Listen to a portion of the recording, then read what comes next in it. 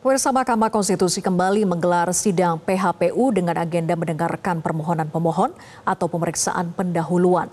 Di hari kedua pelaksanaan sidang, Partai Nasdem menjadi salah satu pemohon.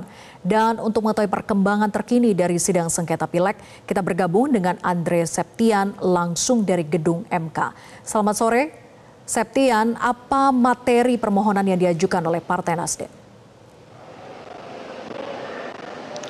Ya, selamat sore Vera dan juga pemirsa. Ada beberapa poin yang diajukan oleh Partai Nasdem pada hari ini. Nasdem kehilangan sebanyak 400 suara, tepatnya di Dapil Jawa Barat 1, yang sehingga hal ini menyebabkan Partai Nasdem kehilangan kursi di DPR RI dari Dapil Jawa Barat 1. Kemudian dari rangkaian permohonan yang diajukan, ini akan membuktikan bagaimana perjuangan Partai Nasdem dalam setidaknya agar kursi tersebut dapat kembali diraih oleh Partai Nasdem dari kuota sebanyak 7 orang calon anggota legislatif yang nanti akan ditetapkan pada sekitar bulan Oktober.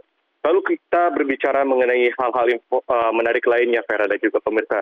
Selain Partai Nasdem yang juga mengajukan adanya permohonan pengurangan suara yang didapatkan oleh caleg mereka, ada juga dari Partai Persatuan Pembangunan yang juga berasal dari Jawa Barat 1.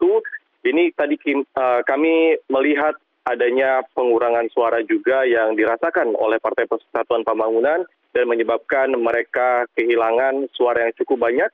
Di Dapil Jawa Barat 1 tadi disampaikan oleh kuasa hukum mereka menyatakan kehilangan 36.000 suara dan diduga beralih ke Partai Garuda. Kuasa hukum menyatakan 36.000 suara tersebut berada di Dapil Jawa Barat 2, Jawa Barat 5, 7, 9, dan juga 11. Hal ini bisa kita saksikan karena ada juga pemirsa bahwa Partai Persatuan Pembangunan cukup berupaya dalam mengembalikan suara mereka agar bisa kembali ke Senayan pada tahun ini.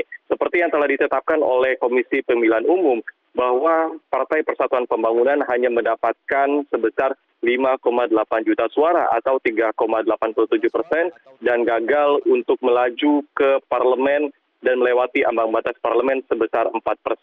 Kemudian informasi menarik lainnya yang terjadi pada sidang kedua agenda pemeriksaan pendahuluan PHPU Pileg 2024 adalah tadi di ruang panel 1 yang dipimpin oleh Ketua MK Soehartoyo bersama Hakim Konstitusi Daniel Yusman dan M. Guntur. Ada juga yang menarik mengenai calon anggota legislatif dari Partai Gerindra, tepatnya di Dapil Jawa Barat 1 juga yang bernama Elsa Galan.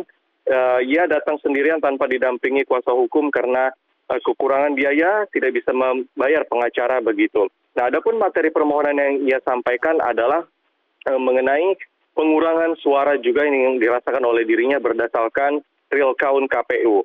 Ia mencatat pada saat pemungutan hasil suara, maksud kami adalah pencatatan hasil suara yang didapatkan sebesar 4% atau sekitar 4.900. Namun setelah rekapitulasi suara oleh KPU, suara ia menurun sekitar 2.000 dan menjadi 2.613. Hal inilah yang coba caleg perseorangan ini yang datang dalam sengketa pemilu untuk dimohonkan kepada majelis hakim agar suaranya juga dapat dikembalikan dan juga lolos ke parlemen dalam posisi urutan ke-7.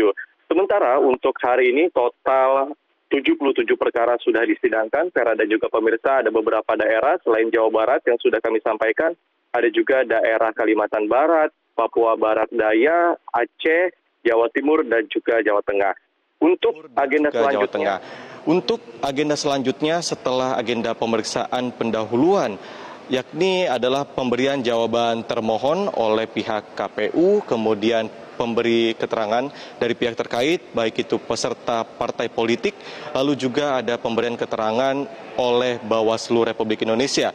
Jadwalnya adalah pada tanggal 3 sampai 13 Mei 2024. Sementara untuk putusan nantinya akan dibacakan paling lambat oleh Majelis Hakim pada tanggal 10 Juni 2024. Sementara demikian, Vera, untuk informasi dan juga hal yang menarik yang terjadi pada sidang hari kedua pemeriksaan pendahuluan hari ini.